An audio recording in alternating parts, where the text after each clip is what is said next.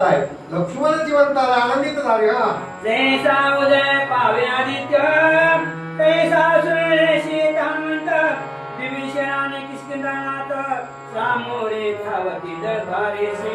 सूर्य जसा उगव चमचम प्रकाशी पडाव.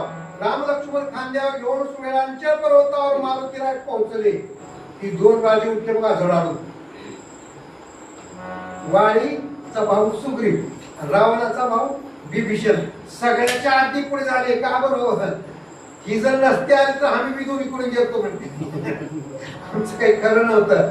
वशिका लावली होती. माणूस हाय आपला आता जीवन आनंद वाटू लागला आणि भेटू लागले. कसा आहे का हा सप्रेमे सुग्रीव विभीषण आले हनुमंताचे ते कोण मनते बारे हा देववन तुझवरून टाकावं. राजा लंकेचा विभीषण, राजा किष्किंधेचा वानराचा सुग्रीव जेवढं धावून आले. बापरे बापरे. मारुतीला म्हणतात आता तुझ्यावर काय वावरून टाकाव, काय द्यावे अशी भावे उत्तर आहे. तुझे उपकार कधी फिराव. एवढं मोठं काम केलास. राम जर नसता तर रावणांचा कधी काढला त्याची चिंता विभीषण होती. सुग्रीवला सुद्धा होती.